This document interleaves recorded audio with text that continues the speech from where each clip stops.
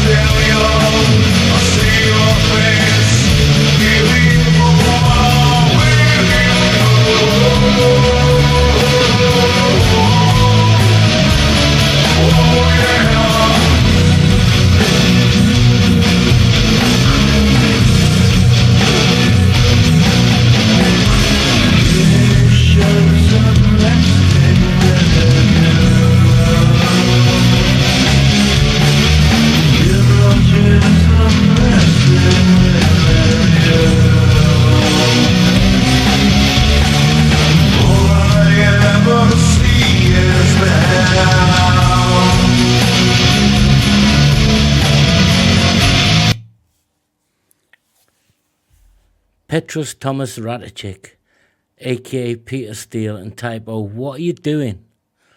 I need to hear more to find out what it is they're doing. This is a 1968 pre-entry prog song by a band that didn't go on to be progressive. Not in that sense. Status Quo. Just one of my favourite Quo songs, probably my favourite Quo song, and one of my favourite songs that I'll go and listen to over the last 20 years for no reason. I just feel like it. Never mind the Ellis Lowry collection with the connection with the Matchstick Men. The art and imagination is something I'm thinking about, so stick with me, guys, because I don't know where they're taking me. It seems to be staying true to the phrasing of the song. The tonality is completely different, clearly, because they're not a progressive band in the truest sense of progression from the 60s into the 70s. Are they following that psychedelic theme of what this song originally could be construed as? But it's fascinating, so yeah, I need to hear more. That's the truth.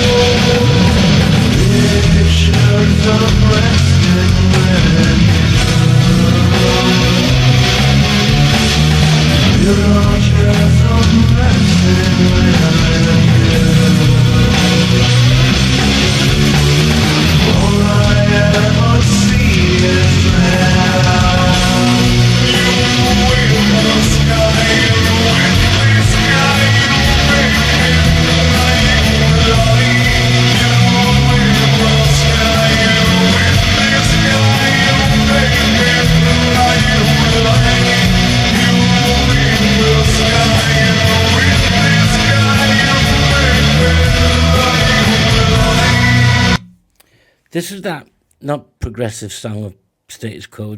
It's more psychedelic, but still had progressive elements too.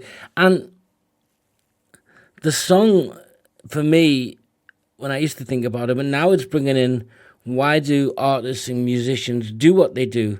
So you had like Andy Warhol, the pop art, that 15 Minutes of Fame, and Edie, and all that thing. That was definitely going on. And then you had the Cubist surrealist, and you had Salvador Dali with his interpretation of shapes and patterns. And you're kind of messing around with it in your uneducated brain. And then you're thinking, well, what were these guys doing? What's their artistic impression? Because they're staying true to the way the song progresses. They're injecting new feeling into the tone, clearly a heavier drive and bass, of course. But there's something different about the song, the way it makes me think and feel, so I haven't quite captured it yet. So I'm going to stick with me till the end, guys, and hopefully I'll be able to give my honest thoughts and feelings about what this has done to a song I really like and what I'm thinking and feeling. But anyway, you know me. By now, I'll talk and talk forever, so stop and listen.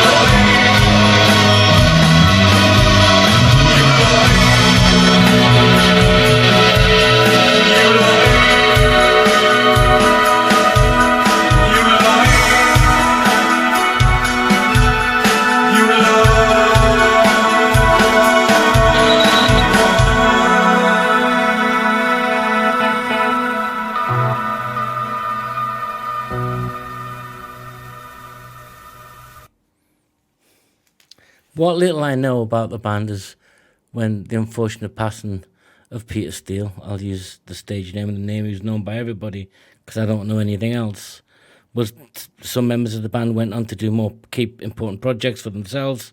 I think Josh Silver went on to be an AMT, and the band was literally no more. No even sort of versions of that I'm aware of.